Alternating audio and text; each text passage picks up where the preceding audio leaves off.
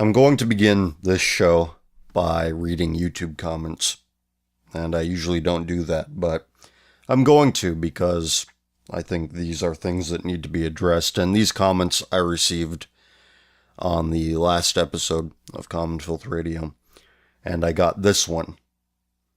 Why are you so angry? Because of a vocal minority on the internet creating 200 different gender types? The outside world has not been a safer, peaceful, and prosperous place in thousands of years, and probably forever, than it is now.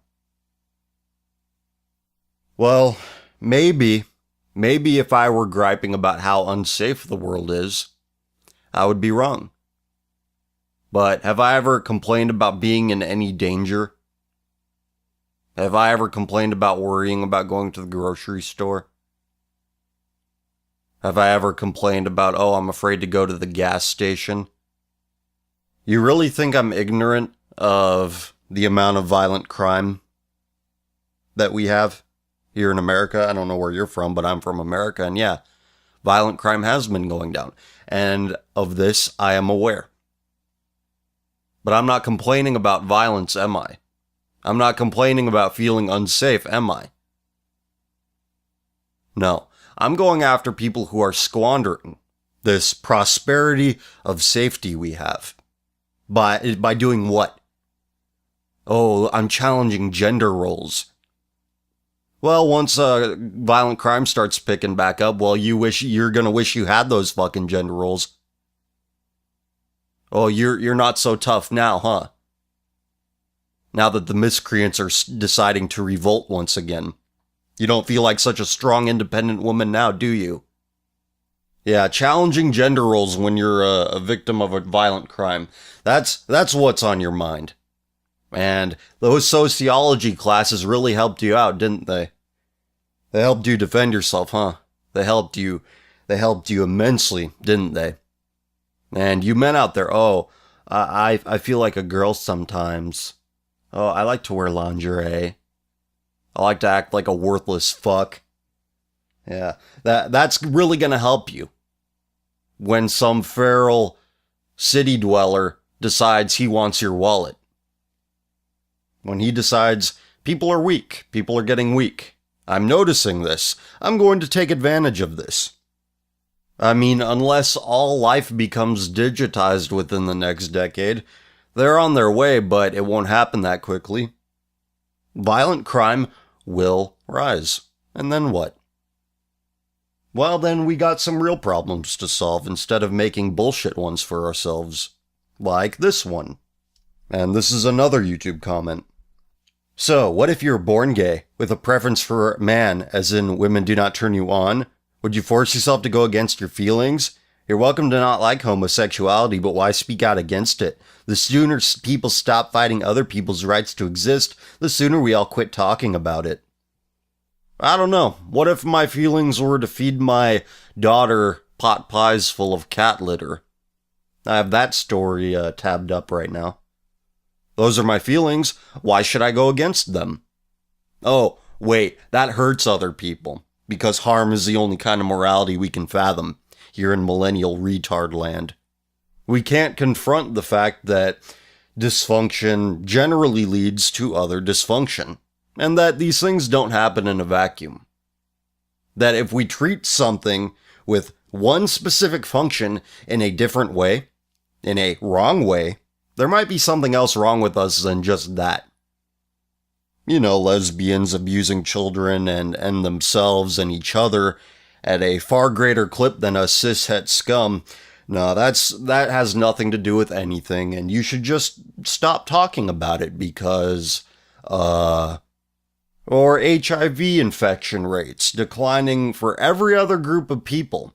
Every group of people except for one. Men who have sex with men. In other words, homosexuals. But we should ignore that because, well, we just should. I don't like you millennials. I don't like you post-millennials, whatever the fuck they're calling you. Because look what you sanctify. Look what you value. Look what you think civilization hinges upon. Look what you think. Look at what you believe makes the seasons change. You think that it's so important that it is beyond reproach, that it is exempt from criticism. But I have to slow down here, because I am addressing a group of people who say these sorts of things, who don't really care much about anything, except for what makes them feel good. By the way, heroin feels good too. Don't judge me. Don't heroin shame. Heroin feels good. Don't heroin shame.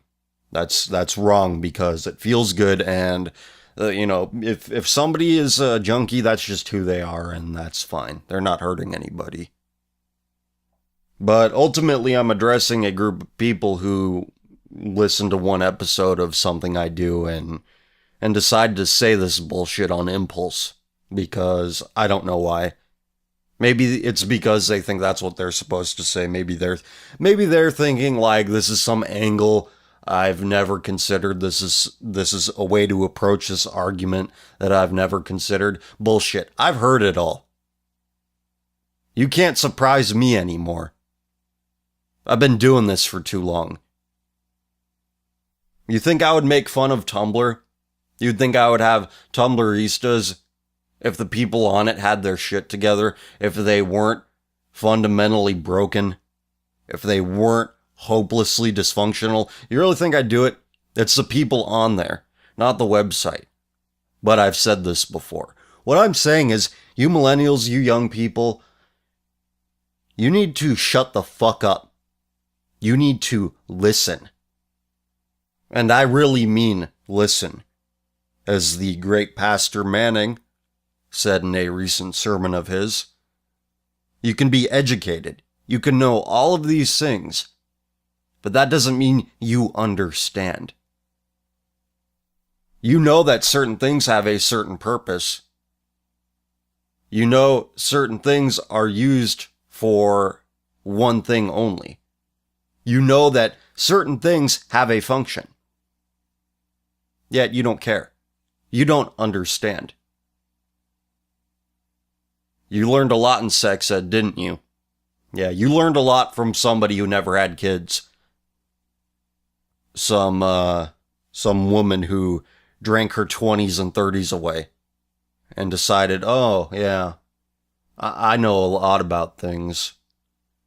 I got a drawer full of this neat stuff. I'm going to show these kids.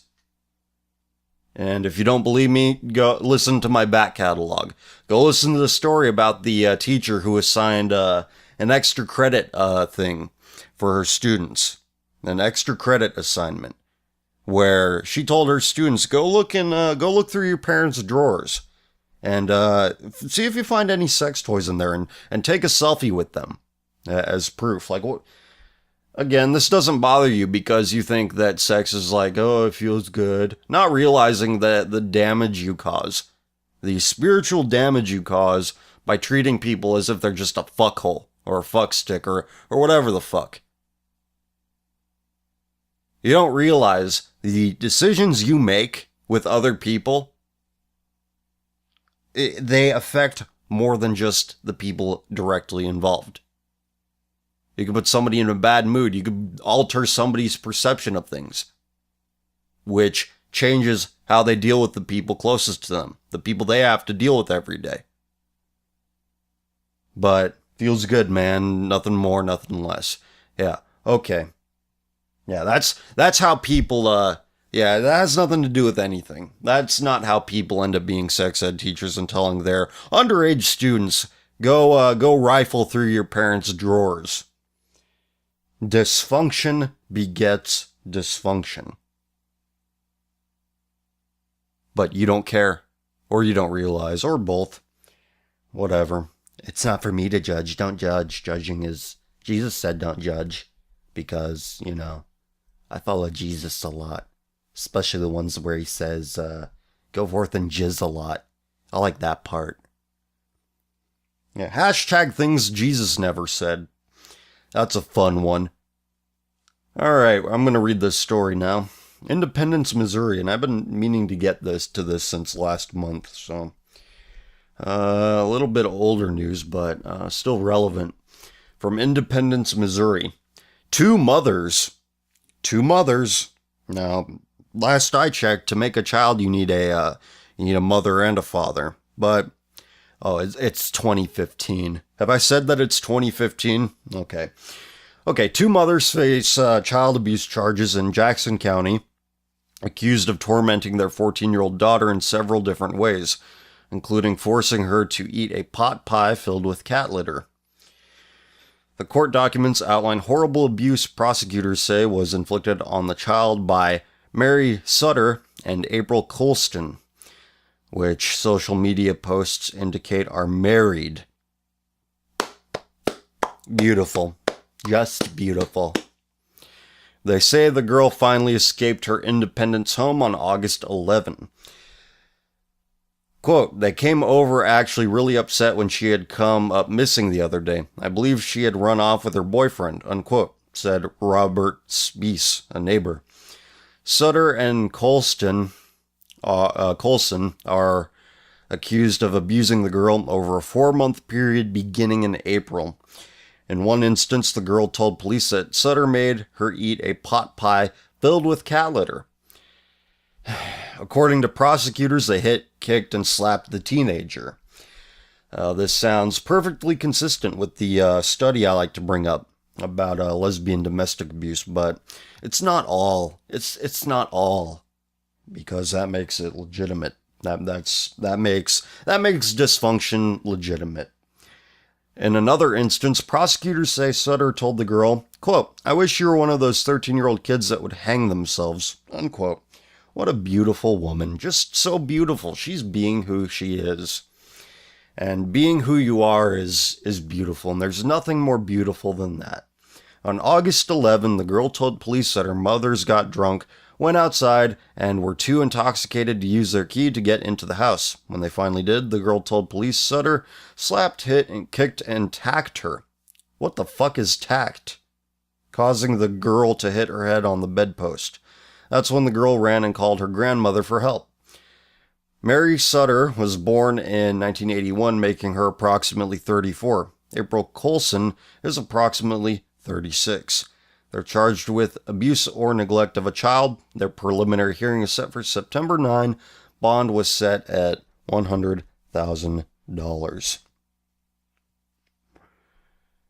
Both of these women have the deadest eyes that I've seen in a while. They don't look like they have any life in them. But I'm making value judgments now, and we shouldn't judge. When are you going to draw the line, people? When are you going to look at the act itself and look at all the associated dysfunctions? Are you that afraid of what you might find? Are you going to look beyond, well, I know some, they're my friends and they're nice? It's like, how fucking pathetic are you? They're not really your friends. Friends are people who you keep for more than, I don't know, however many months. 12, 24, 36. I don't know, maybe millennials are just so far gone that they don't even know who their friends are anymore. And even if they are your friends, who gives a fuck? Is that what your gravestone is gonna say? Here lies idiot millennial. They were friends with certain groups of people who found themselves in certain places in our social hierarchy, and that made them cool to be friends with. And there's nothing more important than being cool and getting likes. What did that one dipshit say to me again? You're welcome to not like it, but why speak out against it? Oh, well, because I like the taste of kitty litter pot pie. I secretly like it because, that's how things work. You say you don't like something and you secretly like it. Oh, I like steak. I don't like that with milk and jelly beans. That must mean I secretly like it. But hey, coming is a human right. Birth control is a human right. Birth control has the right to exist because I say it is. Because I am God. I am millennial. God in my own mind.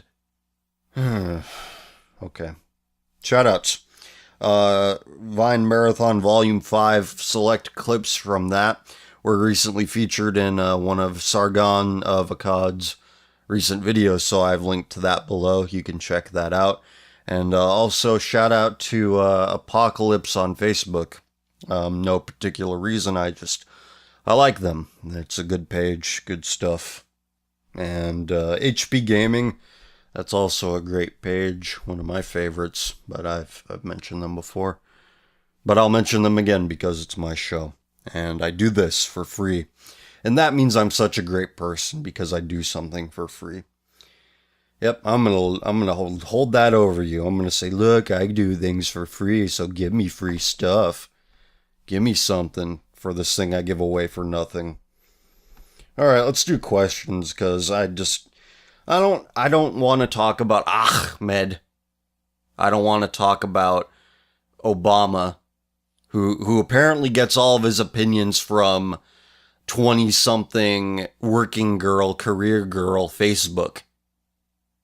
Like, I learned in this anthropology class I took, it was so informative, just so great, such an enlightening class, and I was told that people are stereotyped for no good reason all the time, and it happens all the time. And here it comes. Here comes Ahmed, making his whatever the fuck it was, his arts and crafts project. Ooh, look, I unscrewed a clock, and I put it in a pencil case. Look how smart I am. That's engineering right there. Yeah. Fuck you, Mark Zuckerberg. Let me find that fucking post. No, never mind. I'm gonna do some accent that'll get me in trouble. And I got that on my mind because I was considering doing a Bernie Sanders fake advertisement to open up this show. Me off the mic here, like, is it recording, or does this microphone belong to a brave person of color? And so on.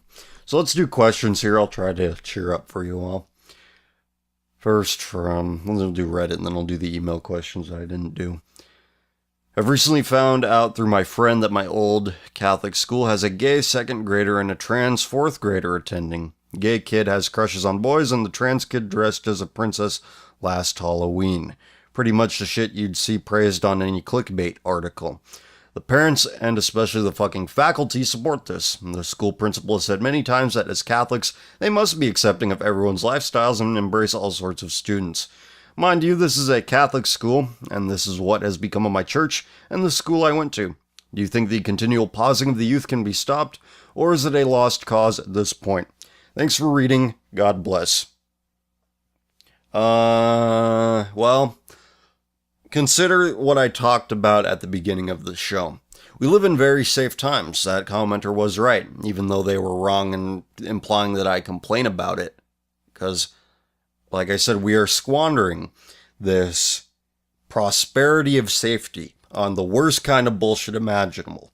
Not making so that we'll be ready for the next crime wave. No, we're just going to make ourselves vulnerable. We're going to make ourselves into victims because, sorry about that, because being a victim, that means you're noble and right, and you'll get articles written about you. And attention, that's like money. Attention is as good as money. That's all people want these days. Attention. Everyone is alienated and depressed, and that's why they're doing this shit. Everyone is crying out like a child, saying, I need help. But instead of saying I need help, they do all this sort of stuff. And fuck the Pope, never mind. Never mind. It's a lost cause. Until the cocooning ends and people start becoming victims again and realize, oh shit, I was fucking stupid. I better be careful. I better align myself with people who could actually protect me. Or I should protect myself and stop being a fucking idiot. That should not be what it takes. But we are at a point right now where young people don't know anything else. They don't know what crime is. Most young people are very safe. And in safety, we atrophy. Next. Lately, I've been reminiscing to older times by listening to music between 2006 and 2010. I understand it wasn't a perfect time back then either.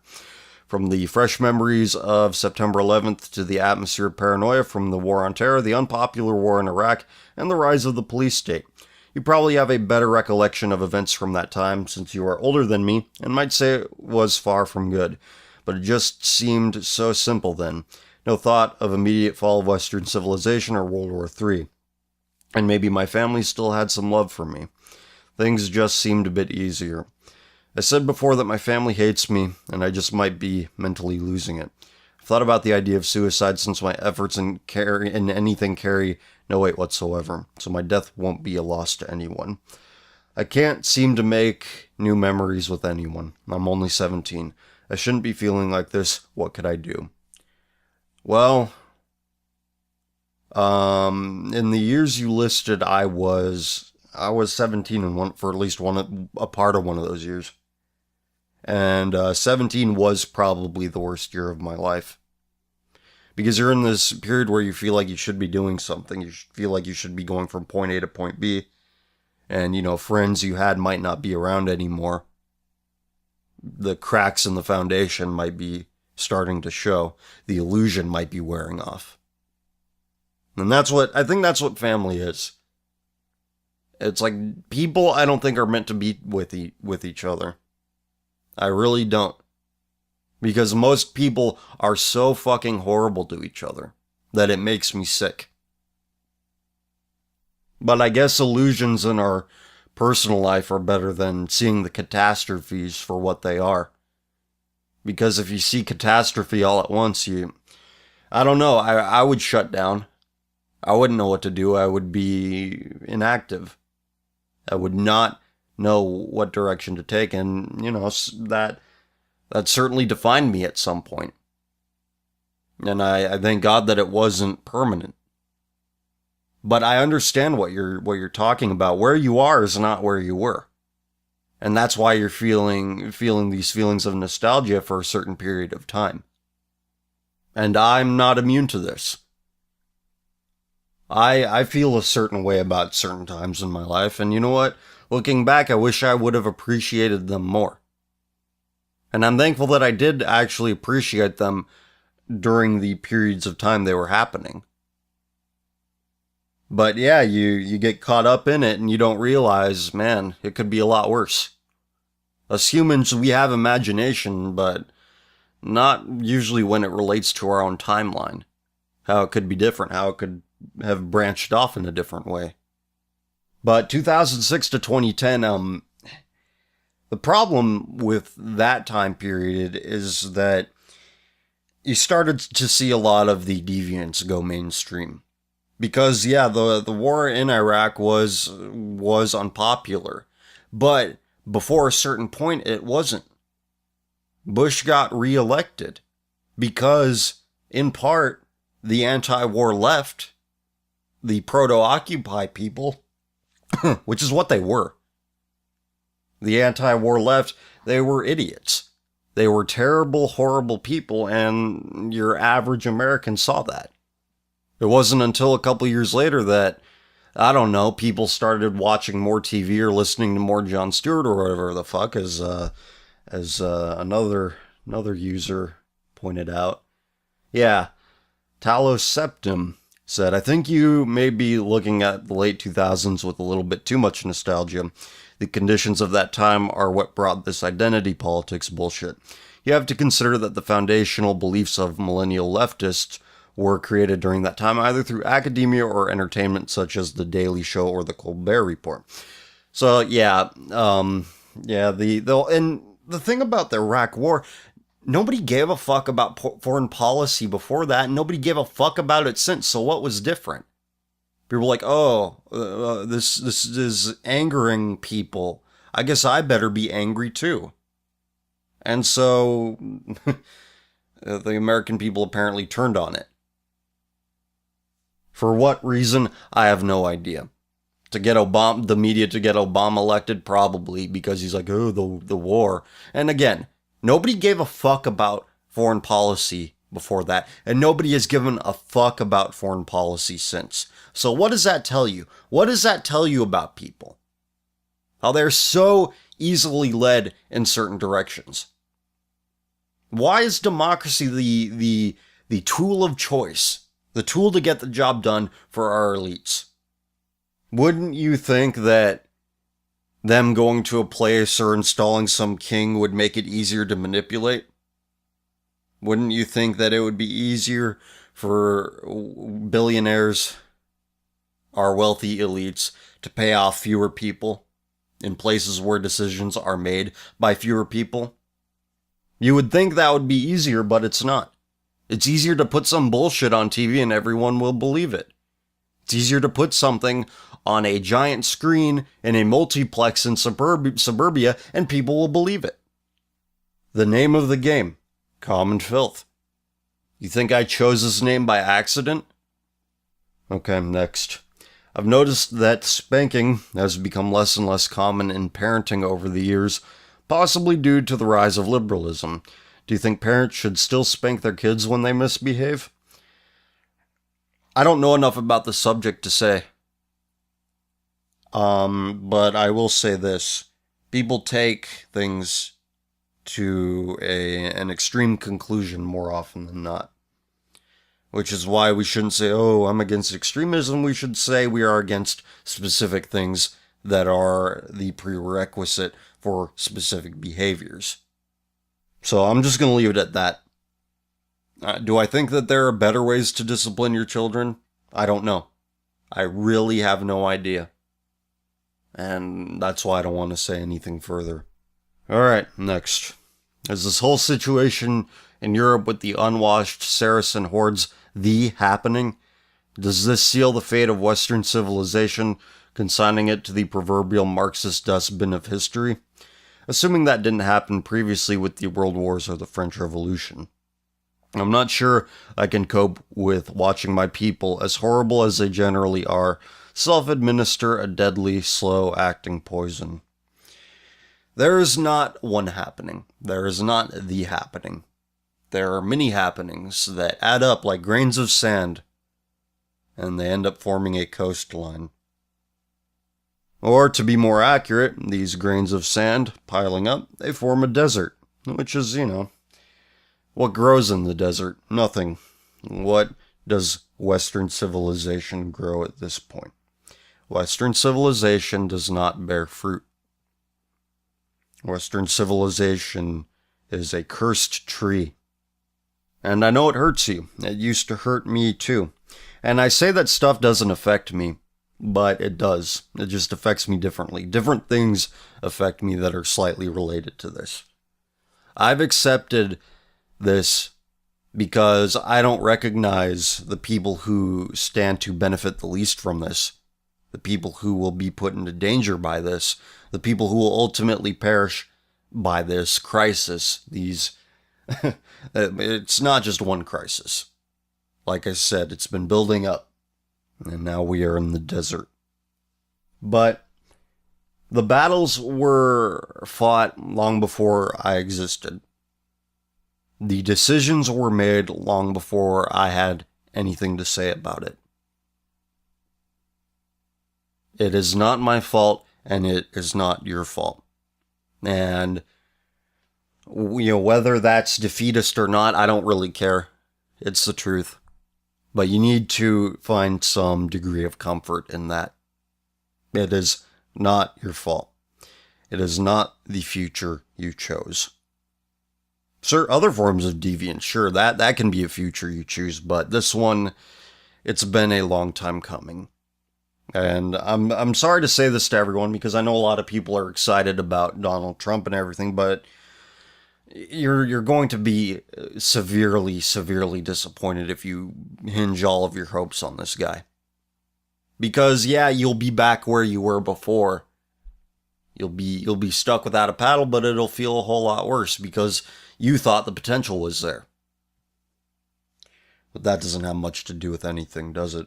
It's just like, look, there's a lot of people I like who like Trump, who want to see him become the next president, but I'm just warning everyone. I like these people. I do not want to see them depressed. I do not want to see them let down further than they were before. Next. I went to the doctor and he was about to avoid prescribing capsules of some medication because he thought I was Muslim and they contained pork gelatin. He asked me at least 5 times if I preferred capsules or pills before telling me why. He was asking when he understood. I had no idea what the hell he was talking about. Here, government decided to change school menus because halal is a must or something. When I think about it, it started 20 years ago back when I was still in school, when people kept telling me, it contains pork, are you sure you want it? Life ain't fun being mixed. As in mixed race, if the rest of you haven't caught on yet. Do you think people genuinely cared about whether I was supposed to eat pork or not, or did they just want to not be in trouble?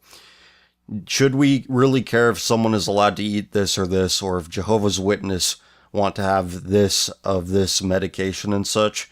Really seems to be of the same root of having to care about whatever pronouns mentally ill people prefer. Also, Talmud Vision question. What did you think of that last South Park episode? Making fun of SJW and their extremism, but still acknowledging trannies as normal human beings. Paul hated it, but on the other hand, it's hard to please Paul in any way. Have a good night after the show. Thanks for doing it. Really is one of the few things I look forward to listening to. And somebody commented here, did it acknowledge trans people as sane? It didn't come down on either side as far as I could see. Just railed justifiably against a Gestapo PC culture, which makes certain thoughts unthinkable. Well, look, I haven't watched the episode, so I'll remark on that first. I haven't watched the episode, but I really don't like South Park. I don't, because look who's writing their checks. Bunch of Jewish cat ladies over at Comedy Central. You're not going, they can't afford to fall on either side of the coin. They just play both sides like, both sides are stupid. You're stupid. It's stupid to care. Yep. Caring is stupid. That's all you should take from any South Park episode, at least the ones that I've seen. It's just not something you should take seriously or listen to at all. But there's probably a mix between these people who are like, oh shit, do you keep halal? Wow, we better cater to you. There's probably a mix between, oh shit, I don't want to get in trouble, I better say this, and like, wow, you're halal, wow, let me cater to you, wow, let me show how altruistic I am. Because, this is the problem with Europeans. This is a symptom of the disease that plagues Europeans. And it used to not be a disease, but now that we live in the era of globalization and cheap travel, it is a problem. White people, if you look at IQ distribution charts, have a very, very wide distribution of IQ. And Millennial Woes talked about this a little bit in one of his videos for his Rotherham series. And I'll link to that below because that is actually really good. And yeah, I should give love for that as well. But yeah, check that out on Millennial Woes' channel. I'll try to remember to link to it. But anyway, he mentioned that British people have a large, very wide distribution of IQs. So you get a lot of classes intermingling with each other. You have very dumb people interacting with slightly less dumb people and people who are middle of the road and so on. So the idea of integration is very white because we have a wide variety of abilities. We have a wide variety of people within the white race.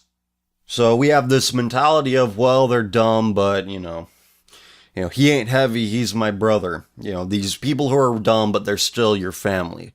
These people who might be lower class and crass and loud, but they're still family. You should find a purpose for them. And this is why in the era of globalization, it's cultural death. Having this mentality means no more you. No more your culture. Because you want to integrate other cultures into it when really they don't give a fuck. They don't give a fuck about throwing out the incompatible parts of your culture. You're going to get run over. You're going to get fucked by anybody who's more brazen than you, who is less give a fuck than you. And guess what? That's everyone else in the world, except for white people. So that's all I can think of. That's all I can think of on the subject. And yeah, being mixed race, I feel bad. Because every time anybody who's being honest with themselves, anybody who's mixed race and honest with themselves says, yeah, I struggle with who I am all the time. And I'm going to get to mixed people. I'm going to elaborate on them in a later question. And yeah, there will be no hatred. This isn't hate speech. This is love speech. Hatred is just letting somebody fuck up and be stupid. Love is saying to somebody, hey, idiot, get your shit together. That's love. That's friendship. But nobody gets it. Nobody wants to confront anybody. Next. Dear sir, I am a listener from Singapore, a small Asian nation state off the tip of Malaysia. I am 15 years old and am currently in secondary school. 3 years ago, I was selected to enter the top institution in Singapore, of which the only top 3% of students may do so.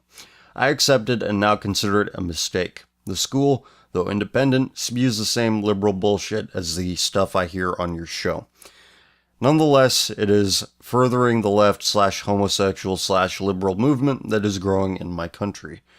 My generation is already heavily influenced by the West and are starting to be the same liberal demons that inhabit America and Europe. Being Malay and Muslim, I was brought up in a very conservative family. However, my views have come to the attention of my school and I am currently under surveillance. I've been in the system for too long and I am not too sure if I should/can leave or do anything about it. My parents try to balance it by sending me for religious classes, which I truly appreciate, but it only strengthens my already set worldview and makes my situation worse at school. Do you have any advice for me? Continue doing God's work on earth, and may He extend you in health, wealth, and good fortune. Well, thank you for the kind words, and thank you for the question. Yeah, Western education is poison. American culture is poison. And that's mostly what you're dealing with, if that's what you're dealing with in the school that you're in. And I don't know why non-Western places value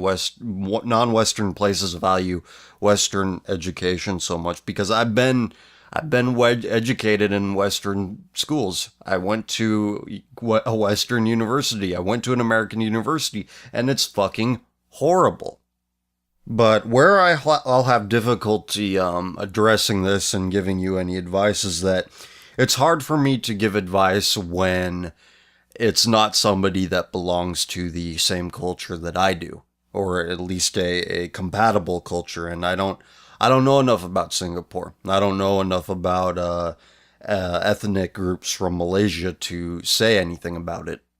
But from what you told me, you are in a school that will make you look good on paper. If it's the top 3% of students, universities will take notice of that and you will be able to get into a good one. And hopefully you will study something in school that will get you a career that could get you into a place that will lead you to flex some cultural muscle to say, no, this is how I want things to be, and here's where my money is going to.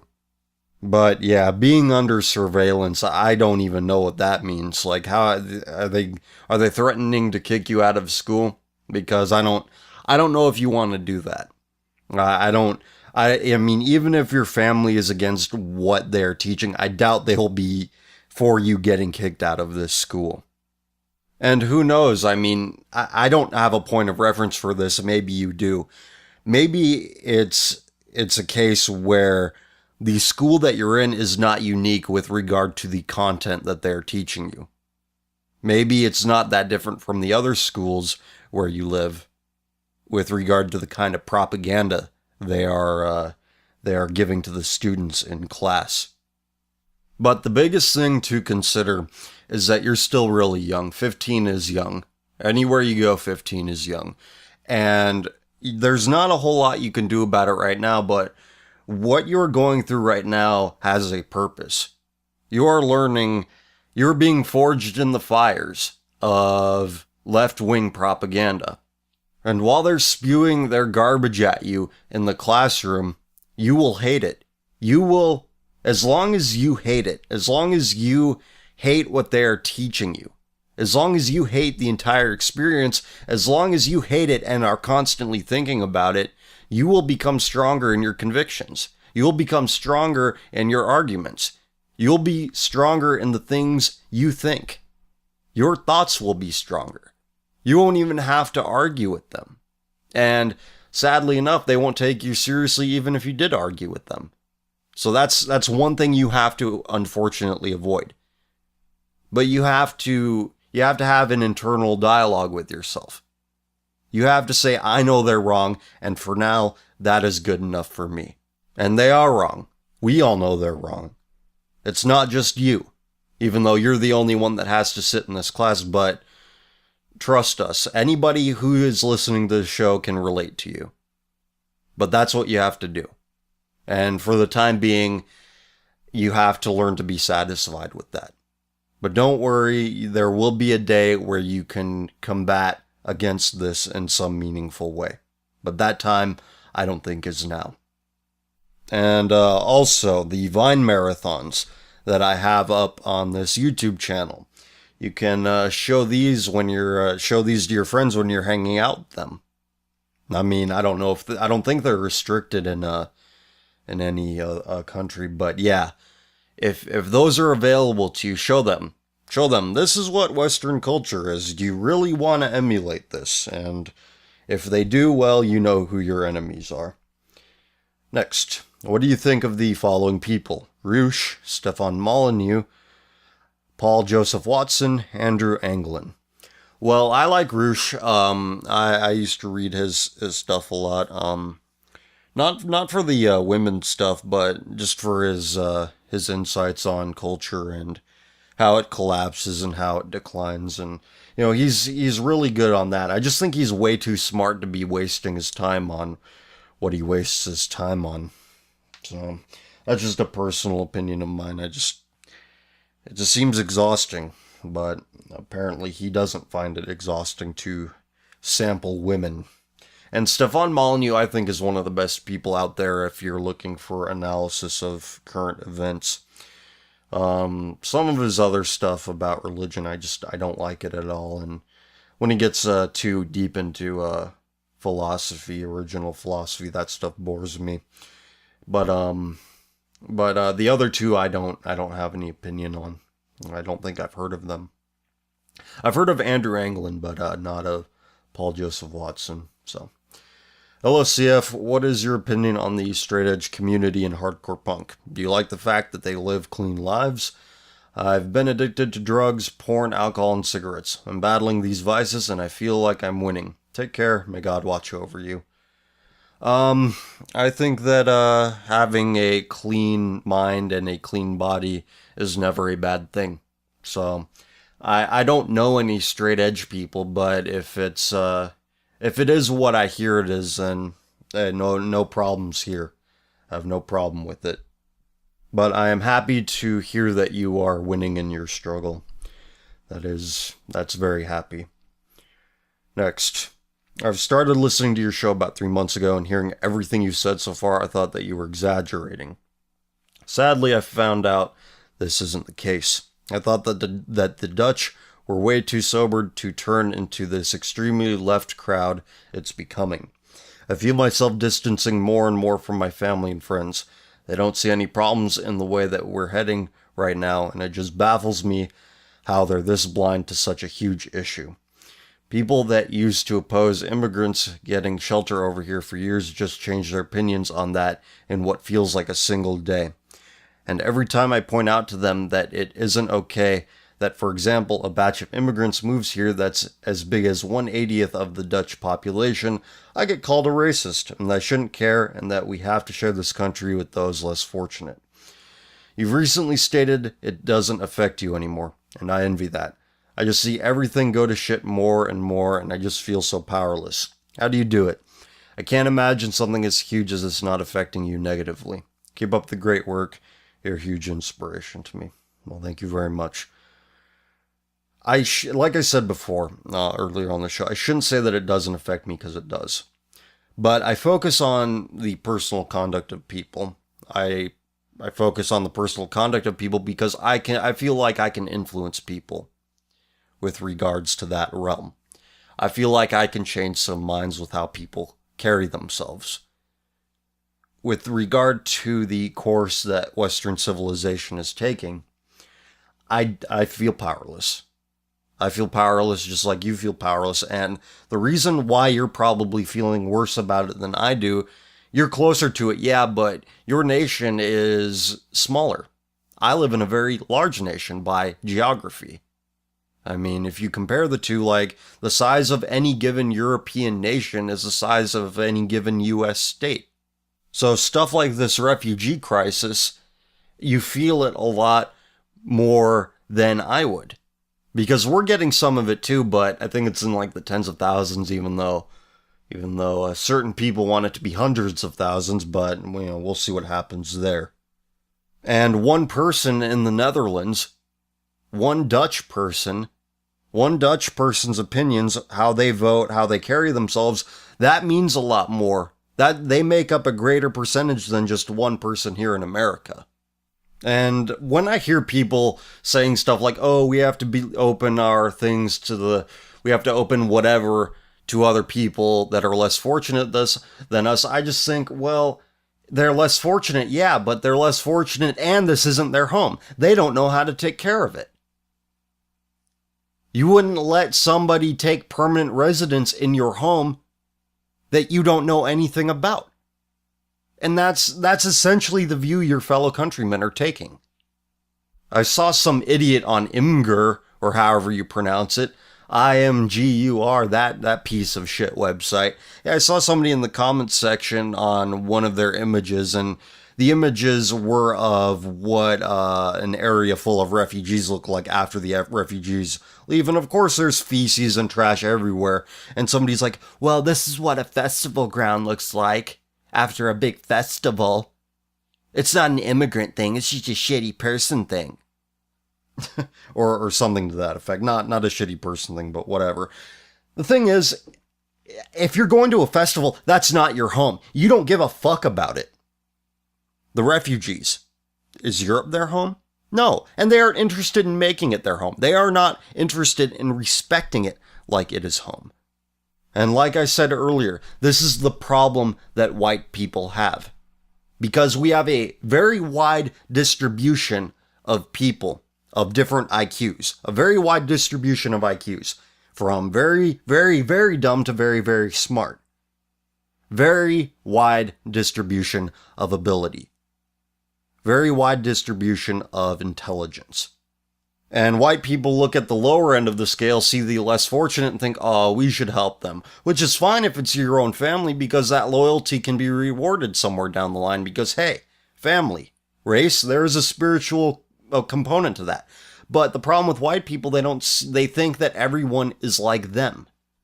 When in reality, very, very few people are like them. So it's this altruism to the low IQ that we have to feel in order to survive as a people, because of globalism is now being extended to others. And those others are not compatible with us. Those others do not value what we value. Those others are not interested in integration. They are interested in overtaking. European people, white people, have not navigated the era of globalism well. China is still China and India is still India. But Europe is not Europe. Europe is the world's dumping ground, and Europeans, they're welcoming it. They're celebrating it. Because they're like, wow, we're treating low IQ people. I mean, that's what their genetics are doing. That's not what they're thinking. That's not their intent, but that's what their genetics are doing. Expressing this necessary altruism, once necessary altruism, to the lower IQ people. But again, it's to everyone on the lower rung. Not just those on the lower rung who are also a member of their nation, a member of the same tribe. So, again, it's It's not like it doesn't affect me. The death of the West used to affect me a lot more than it does now. And like I said, the battles were fought long before I had anything to do with it. And the same in your case as well. It is not your fault. And I don't know if that'll make the pain any less, but you have to find comfort in something. Hey CF, I've been exploring the alt-right for a while now. Your show actually introduced me to it. And I find myself wishing I had IRL friends, in real life friends, who I could talk to candidly about its ideas. I have a few questions for you on this topic. When you got to the point that you were open about your views with people you knew, how did they react? Did you lose a lot of friends, or were loyalties proven true? Did any friends come forward as reactionary/white nationalists? Also, I know you've gotten suggestions to do a show about something that doesn't inspire suicidal thoughts, and have a suggestion. Your content does a great job highlighting the disgusting nature of the common person, but what about a show or segment in Common Filth Radio dedicated to highlighting virtue? The actions of Poland, Hungary, and Denmark in response to the cuckening over in Europe right now come to mind. Something to show a good example of what to be would be a nice contrast to your show's excellent portrayal of what not to be. Well, good for Poland, good for Hungary, and good for Denmark. Even though I have made fun of Denmark before for being some feminist republic, and I don't know if that's changed, but at least they're being consistent, because most of these refugees, an overwhelming majority of these refugees, are men. These are not poor women and children who need safety. They're an army. That's it. So Denmark's at least being consistent, because, yeah, that would put a lot of women in danger. But how I talk to people about stuff is not talking about things in ideological terms. You have to talk to people in terms of living issues. You have to talk to people in terms of, like, here's how people behave, here's why that's wrong, rather than as a blankety blank or as a blah blah blah. That turns people off, because they're like, they don't want to put a name to it necessarily. I think people nowadays are very afraid of bias, and that if you assign a name to your ideology, that means you're biased, even though everyone's fucking biased. Everyone is biased.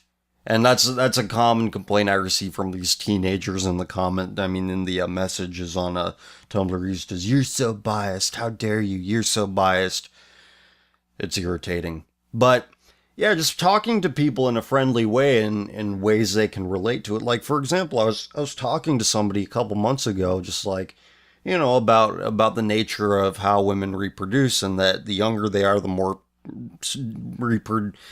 desirable they are in terms of reproduction. And, I said something like, you're going to screw around and not let these guys take you seriously when you're younger, and all of a sudden you're going to be alone, and nobody wants you because you can't have babies anymore. I didn't say it in those terms. I said it in more polite terms, but who I was saying this to responded really positively to it. Like, yeah, I never really considered it that way, and it seemed like a real, genuine learning moment. And this is odd coming from me, but people are looking for tenderness. And when you're discussing something that might be potentially controversial, you can talk about stuff like that if you're just cool about it. If you're level about it, if you're not like, fuck this, fuck that, da da da. If you say it very calmly, very reasonably, very nicely, not like you're attacking anybody, I think people will respond positively to the ideas that we have. It's just, when I talk to myself, when I'm recording this show, it comes out differently. But yeah, having somebody else does add that human element, so you want to soften the blows for them. But there is a way to do it. You just have to approach it the right way. Okay, next. What are your thoughts on race mixing? Yeah, I mentioned this earlier. Personally, I'm not against it, and it's not even something I've ever really considered an issue before. I just take it for granted that people of ethnic backgrounds can and will couple up on occasion. I only ask because I recently realized that I would feel immensely uncomfortable introducing my parents to a woman of another race. My parents are not racist, nor any of my family, nor, as I said, myself. I'm not sure what it is, or why I feel the aversion as strongly as I do. I'd be interested to hear your thoughts. P.S. By the time you upload this CF Radio, I'll be in the Viper's Nest for Social Liberalism, London University. Wish me luck, as I wish you keep fighting the pause. I wish you luck. I wish you more luck than I could possibly give. But, yeah, the reason you feel averse to it is because you realize that you need some shared assumptions. You need some shared experiences that can only come with being a part of the same race. You need some of that when you have a relationship. And introducing a stranger to your parents, who would be your girlfriend or wife, that's difficult. That's difficult if there isn't that assumption of shared experience. So, I mean, that could be a reason why you're feeling averse to it, but if you're feeling averse to it, go with it. Don't ignore it if you feel that strong of an aversion to it.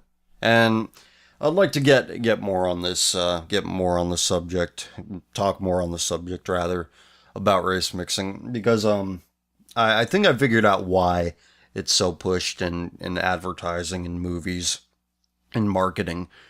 It's not so much an emasculation thing. It's not so much like, ooh, look at these cool black guys fucking your women, white people. It's not so much that, even though there might be a component of that to it. The reason why our elites push race mixing and having mixed race babies and all that is because mixed race people struggle immensely with their identity. And if you struggle with the very basics of who you are, that takes up a lot of energy that you could use to be like, hey, what the fuck are you doing over there? What the fuck are you doing over there, billionaire boy? Subverting my people? How about you go fuck yourself? But hey, that's, I don't think even that's a problem anymore because whites are so fucking lobotomized that they can't defend anything. But yeah, identity crisis, that's good for business. Mixed race people, their entire lives are an identity crisis. They don't know which side they should take. Should I take mom's side or should I take dad's side? Who should I be loyal to? Who should I be disloyal to? Should I be like this? Should I act like dad or should I act like mom? I don't know. I should buy some Coke to figure that out. When people are vulnerable, people consume. And mixed race people, they're vulnerable. Because, like I said, they are every day an identity crisis is staring them in the face. Literally, when they look in the mirror. Same logic applies with the whole gender fluid thing or transgender thing. Identity crisis, that's good for business. People who struggle with their identities can't be content within themselves. People who aren't content tend to be more susceptible to marketing. They tend to be more susceptible to consumerism. And I think that is ultimately why these things are being pushed. All right, we're getting late here. Try to go as long as I can. All right, I'm talking to two women I met long distance. Both are of conservative Christian values and presumably virgin. The time has come to decide whether I want to actually start talking commitment. My problem is that part of me feels I could do better. I did the serial monogamy thing in college and had some attractive, if somewhat immoral women. Since then, I've only gotten more capital. I've put on a respectable amount of muscle, drive a nice car, have a steady job, and have way more confidence. I can't shake this feeling that I'm settling and cashing out. Maybe it's a fallacious comparison. I'm comparing gorgeous girlfriends to future, albeit plain, wives. But I know how my mind works. I'd feel it pulling towards the road not taken. God grants the strength to resist temptation, but it's better to marry in holy lust than in duty, as Paul lays it out in 1 Corinthians 7:9. It's weird. When I was a basic Christian without much grounding in history or tradition, I had women hanging on me in college. I'd say I'm a far better man than I was, if a bit more grave, yet also humorous. I don't know what to do. People have told me to keep on doing what I care about, and that the wife I deserve will find me. I want to have kids while I'm still young enough to chase them around the yard, and have the energy to build Lego sets with them and teach them how to plane wood, tie knots, and camp, though.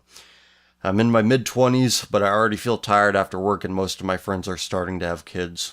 Would it be more of a sin to wait for a woman I am consumed with a healthy desire for while risking the possibility of being a burnt-out father or to take away a wife I would feel myself wandering from.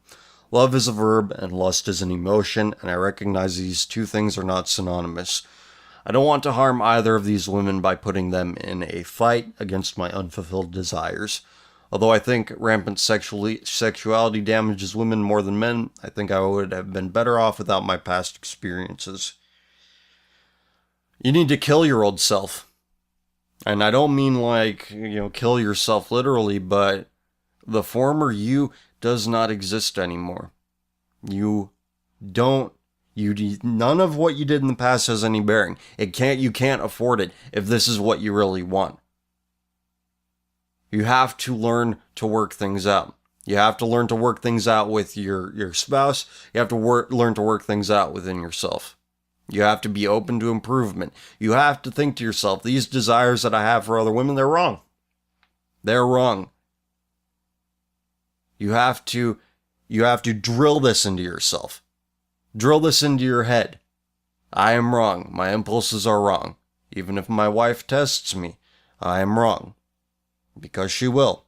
But if you're good, if you will find a wife, if everything's supposed to go the way it's supposed to go, you'll find a wife that is open to improving herself as well for your sake. And yeah, maybe you would have been better off without past experiences. Maybe, but like I said, those experiences, no nostalgia. Be nostalgic for nothing. Your unfulfilled desires are wrong. Your unfulfilled desires are the enemy. And I would recommend that, you don't put these women in a fight with them. That you have to fix this before you say, I'm going to marry you. Because marriage won't fix you. Marriage won't fix anything. Your weaknesses will be brought out. Your weaknesses will be on display. Hers as well. But like I said, you have to be open to improving yourself and killing the parts of yourself that will prevent you from what you should be doing. Okay, next. What's the stupidest thing you've seen on Tumblr? I can't think of anything else at the moment, so... just basically people who are like, I want my kids to be gay. All these kids who want their kids to be gay so that they can ship them with every other gay kid they know, because apparently there are a lot of gay kids out there. So that's the dumbest shit I've ever seen. ACF, a long time ago on an episode of Common Filth Radio, you said you like Death Grips. What's your favorite song/album by them? Sorry for the random question, and thank you for everything you do. God bless. I like The Money Store. And I don't know if I have a favorite song from them. But The Money Store is great. Next, 2 questions. Hi, CF question here. How do I respond to people who argue with me saying gay couples are not for taking it up the ass? They just love each other like every other normal couple. And they only get AIDS when they only have unprotected sex. And just linking shit to me like the CDC link and acting like they're smart. Well, look, I have this linked. And sorry if my fan starts being dumb. Okay. And this is an article from Return of Kings called "The Truth About AIDS," and it links to some facts about how it's transmitted. It says, to give you a firmer idea of how the risk compares between groups, I divided the prevalence of HIV among all groups and divided them by the prevalence among sober straight white men. For example, a man who has sex with men is 700 to 800 times more likely to have HIV than a sober, straight, white man. 700 to 800 times. That's just not like a little itty-bitty percentage. 700 to 800 times. Below are 4 charts, one for straight men, one for straight women. Okay. Oh, though not covered here, rates of syphilis are also vastly higher among men who have sex with men as compared to heterosexuals, a difference of more than 100-fold. So, Transmission from women to men via vaginal sex is inefficient. A study of sub-Saharan African heterosexual couples where one partner had HIV found that typically only 1 in 900 acts of unprotected sex would transmit the virus heterosexually. Stanford School of Medicine's Dr. Mark Haladny, when asked how heterosexual men contract HIV, responded, "I suspect that some of it relates to whether these men are truly hetero or bisexual and whether injection drug use is a risk factor. Provided you are not having sex with men, intravenous drug users, or women who sleep with such people, the risk of getting HIV is infinitesimally small." Why are these facts kept from the light of day? One can only speculate. Homosexuals are a favorite of the modern left, and these figures would draw scrutiny to their behavior. For instance, why does such a debilitating disease continue to be so rampant amongst homosexuals? Why is it still spreading at about 30,000 cases per year among men who have sex with men? Are they really as monogamous as gay marriage advocates would have us believe? On occasion, the media will admit to tiny cracks in the narrative of homosexuals just like the rest of us. A study covered in the New York Times reveals that 50% of all gay marriages are open marriages. Incorporating figures like these into our mental image of homosexuals is sure to raise some thorny questions of policy and propriety, a conversation that the left simply does not want. Meanwhile, the mainstream right is too cowardly to pose much opposition.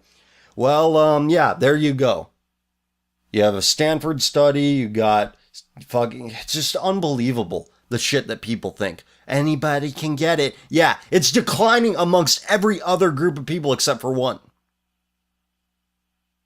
Even though it used to be called the gay cancer, for fuck's sake. You would think they'd be the ones looking out for it, but no. What did I say earlier? Dysfunction begets dysfunction? Whatever. No one listens. And 2, how do I respond to the people who argue with me saying Jesus wants us to love people no matter what, but I'm combining the two things, sorry. 2, Jesus wants us to love people no matter what, but I find it really difficult to do that when people act like this. So how am I supposed to love people through this bullshit?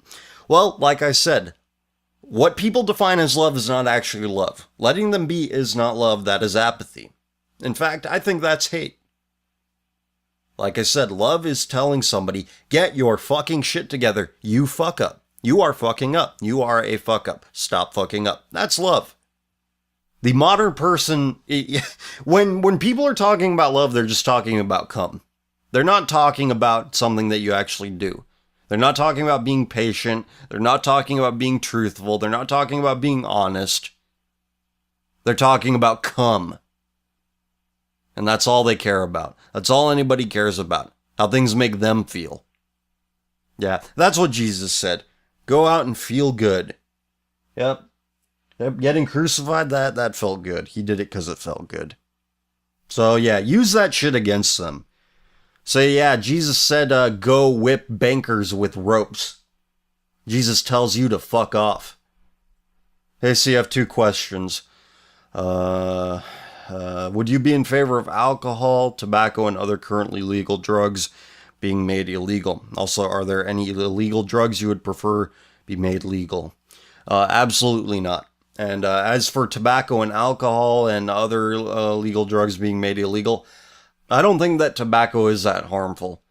I think actually tobacco increases testosterone, so the anti-smoking lobby, their motivation makes a whole lot of sense. Turn everybody into idiot potheads who can't stick up for themselves. Makes a lot of sense, actually. Yeah, fuck the anti-smoking lobby. I don't even smoke, but every time I see some bullshit truth ad, I want to go out and buy a pack of cigarettes.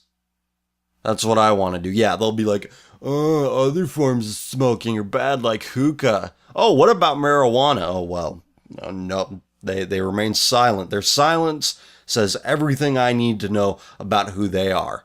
Worthless fucks. Yeah. Don't smoke tobacco, but, yeah, smoke weed. Become a fucking lump. Also, how many chemicals does the government force tobacco companies to put in their shit? You know, last I checked, tobacco doesn't grow with all these fucking chemicals in it. God, I've always been terrible academically. I've failed almost every course I've taken despite trying very hard with each one, and I will likely never have a well-paying or satisfying job. What do you think people like me should do to help themselves? Learn a trade. Learn how to fix people's air conditioning. Learn how to fix people's toilets. Learn how to fix people's plumbing. Everyone has air conditioning. Everyone has plumbing. This is what people who struggle with abstract things should do. If you are able-bodied, if you have the use of your hands and feet, learn a trade. Because I get it. I get it. This whole idea that everyone needs to go to school is bullshit. No, we don't need 1 million fucking English professors.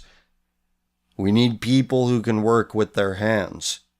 This is what day-to-day life depends on, not reading between the lines. Civilization does not hinge upon the subtext. Ooh, you have such a high IQ, yet none of those IQ points could tell you that majoring in philosophy is a really, really bad idea. But whatever. Alright, let's do emails since I neglected those last week. I've mentioned the person on the show before, but let's just call them Megan for easier understanding. Basically, me and Megan were planning to do something over the summer, which we had planned way back earlier in the year. I kept reminding her as it got closer, but she always had some excuse for not to do it. Packing for a trip, had to hang out with someone else working, etc. The expected date finally coming, and decided to not even contact me or seeming to care that this was like the 10th, probably more times she said we would do what we planned and not following up on that promise. After this being the last straw for me, I haven't contacted her since, and I find it pretty hard to forgive her for this nonsense. Should I just put her out of my life entirely? It seems like she would rather be doing something degenerate than helping me with something. Thanks in advance. Yes, cut ties. Fuck. It's fuck her, it's not that hard. There's no time for flakes. So, bye-bye. Bye-bye.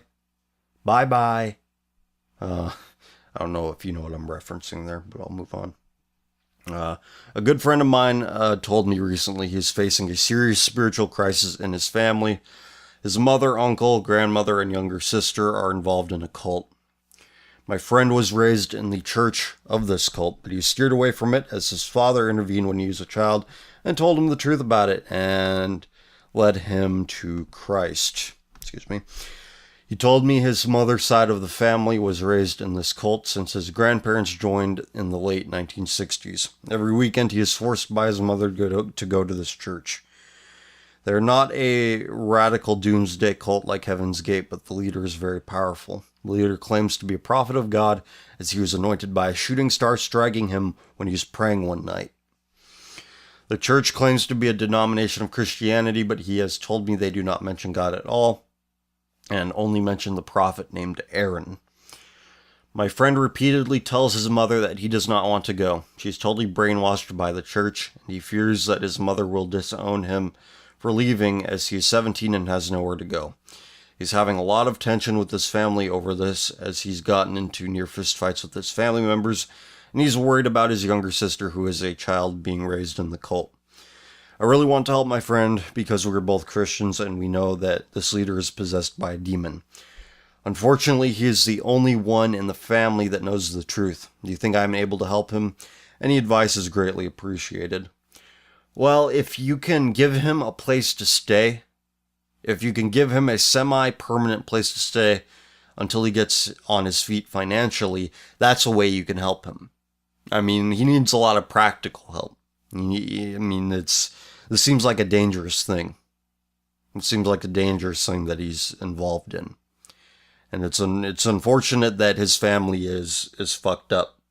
But, I mean, it's the basic things you gotta help with. And if you can't do that, don't feel bad. Don't feel bad for not being able to do it, but it's just, yeah, I mean, you could go to the authorities, but what's that going to do? They're just going to be like, what, you just want to go to church, blah, blah, blah. And, yeah, it's a difficult situation. This is way out of my depth, but practical help first. I mean, you need to get him away from his family, but On the other hand, he is 17, so if he does stay with you, you could get into some trouble for that, I think. But again, I'm really sorry to hear this, but man, that is unfortunate. All right, well, go to the next one. I'm currently a sophomore in high school and only started listening to you a couple months ago. I've really been enjoying it. Thank you. My main question pertains to career choices. I currently attend an after-school police explorer program once a week. To boil it down, it is essentially diet police training to prepare you to go into law enforcement. I really enjoy the program and always leave the meetings much happier than I came. My two current options that I'm considering for a career after high school are to go into a trade such as welding, which I have some experience in, or to go into policing. My dilemma is this. My parents desperately want me to attend college, but I continually wonder whether it is even worth trying to serve the people of America anymore. I have almost lost faith in the common man and wonder if they even deserve help. Right now, I don't know what I should do, and the majority of my peers know nothing about trades or policing, so I feel as if I cannot ask them for advice. Thank you for your time. Me and my friends really love the show and appreciate all you do. Well, thank you for spreading the word. I think that you are right and your parents are wrong, and here's how you need to explain it to them. You need to explain to them, I don't have a mind for abstract nonsense where there's shades of gray, where there's not black and white, but a whole spectrum of colors. I don't like that shit. I don't like reading subtext. I know I just said that, but yeah. I don't like having to read literature. I don't like having to write what I read on literature because it's meaningless.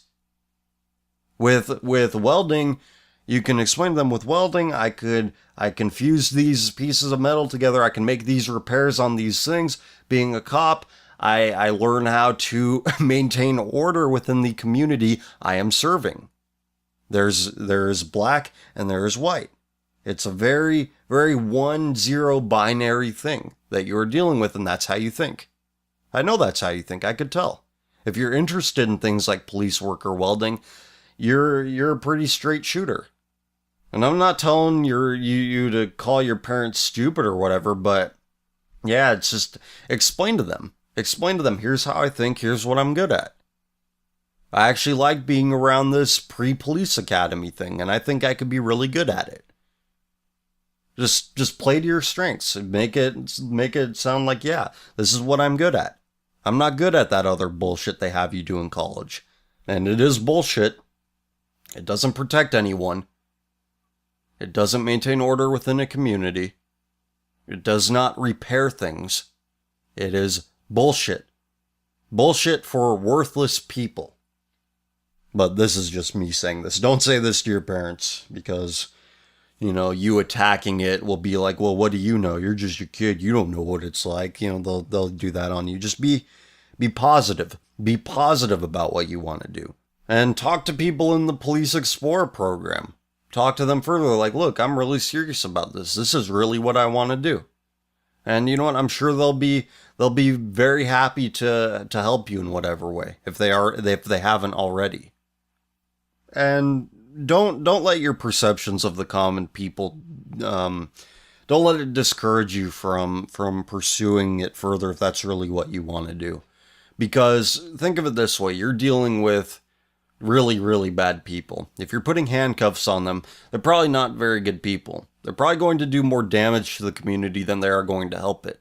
So you're not helping them, you're helping the people in that community. You're helping them not deal with the various miscreants that decide to inhabit the area. Okay. Hello, I'm 15 years old and I've been a National Socialist for 2 years. I'm fully aware of degeneracy and the problems with contemporary Judaic Christians. I've always been somewhat anti-Christian because of how repulsive most modern incarnations of Christianity are. However, I have discovered traditional Christianity, and I believe it's key to saving European civilization. That being said, I have no clue how to get into it. I would like a Bible, but I know there are some heretical translations, i.e. the Queen James Bible. Which Bible is free from liberalism and modernity? Would just a normal Bible be fine? Also, any books for getting into Christianity you recommend? If you have mentioned this on your show before, then I apologize for the redundancy. I'm currently making my way through all of your episodes. Thank you for reading this, and sorry for it being rather long. Nope, not long at all. I don't think if you're just getting into it, I don't think the translation matters so much. It's what you can understand. And so I know that some of the older translations can be pretty difficult to read. So if you think it's out of your depth, don't worry about reading a simpler version of it. And if something about it seems off to you, if something about it doesn't seem right to you, just research it further. There's a lot of scholarship out there that can be accessed by just searching for it on the internet. And in doing some research, I found this good post here about the Lutheran Church being a sodomite church, which it is. But I found this on some Catholic website, and I thought this was a really good post.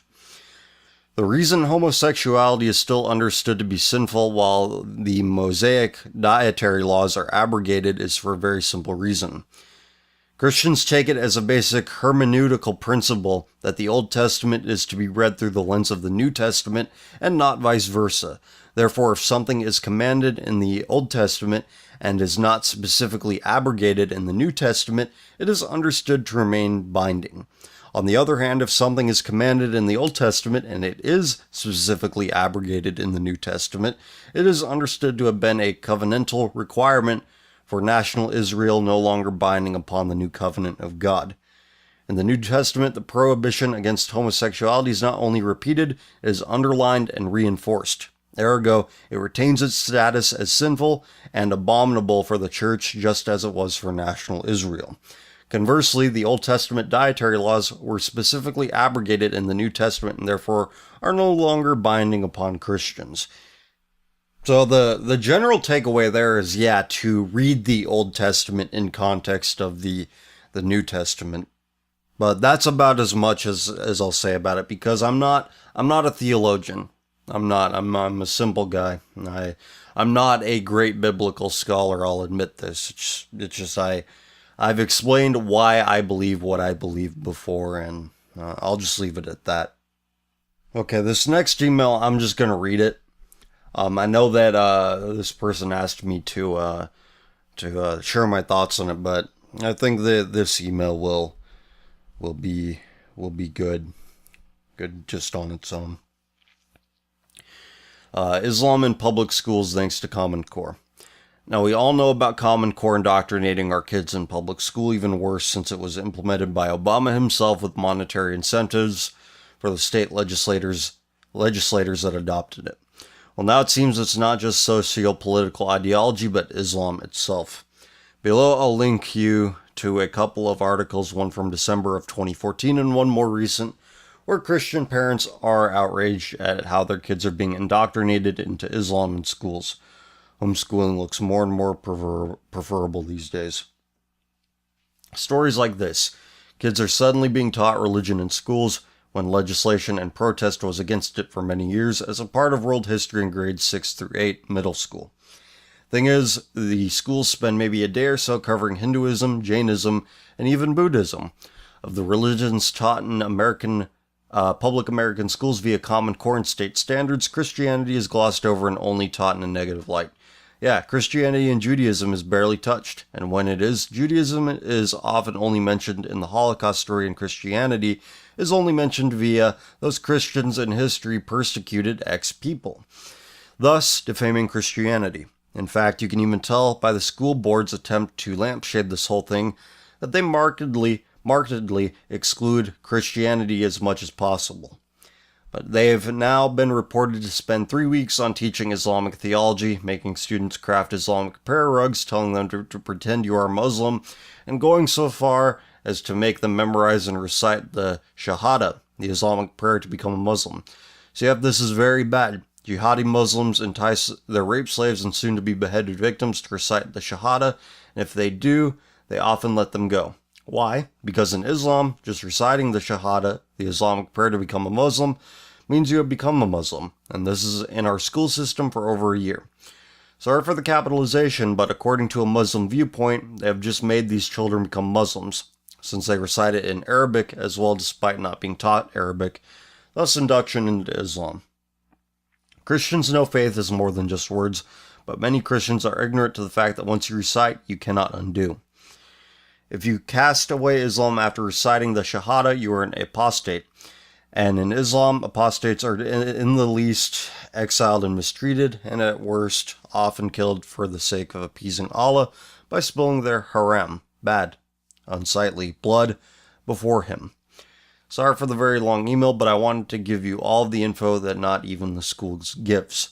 Please stay and study the absolute truth of God's scripture, CF, because these things were prophesied in the final revelation of the biblical book of Revelation.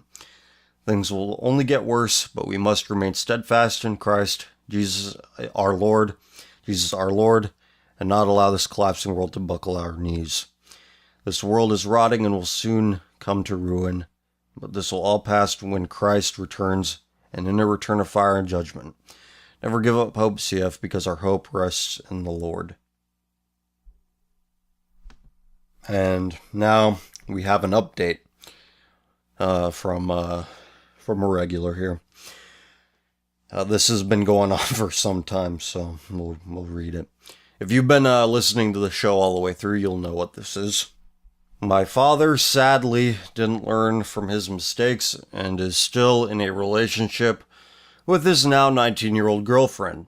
Like that makes it any better. The changes continue to appear, and he started hanging out on a Facebook group full of degenerate white and black people in their 40s. I'm starting to resent my father, and I don't know what to do. I wake up thinking maybe if I do a better job of being a son, he will change, and I try. I do my school with no complaints, and numerous other things, but nothing changes. Combined with all the things happening around the world, I consider going full neat and just withdrawing from all this. It feels selfish of me to try and always request answers from you. I feel as if I'm dragging you down into my world of shit. I wake up every morning very sad. I feel trapped. I try and come with different ideas of places to be, places that would be better than here, but they're not. I ask because you're the only person I somewhat know who could possibly understand how I feel. What do I do?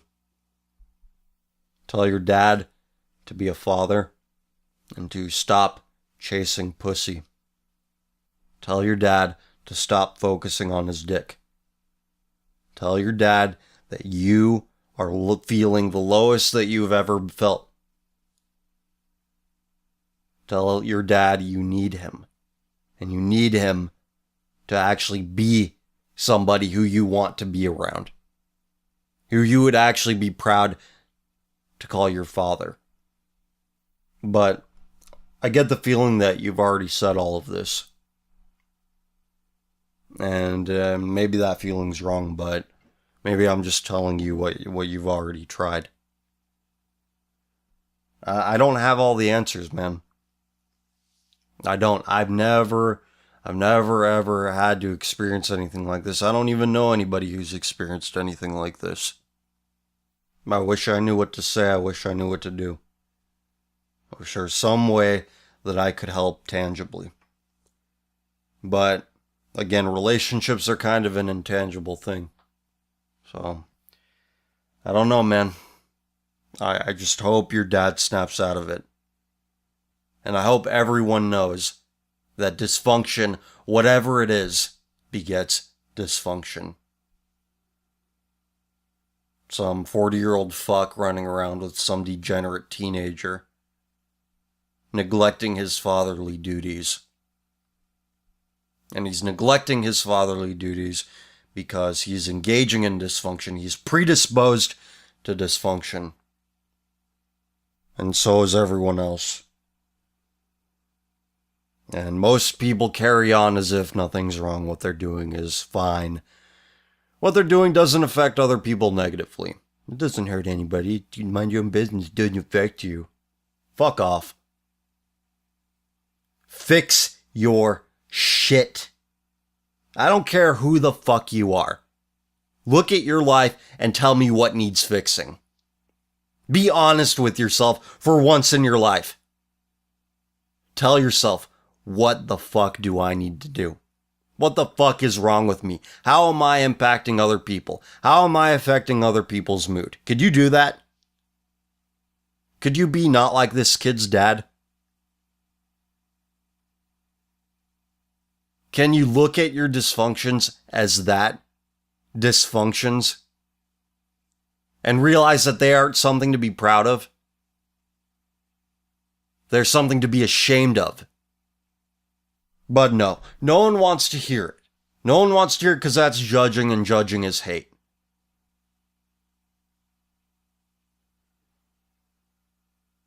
When it's your reaction that's causing hate. When it's your reactions to people trying to tell you you're fucking up. That's what causes the resentment.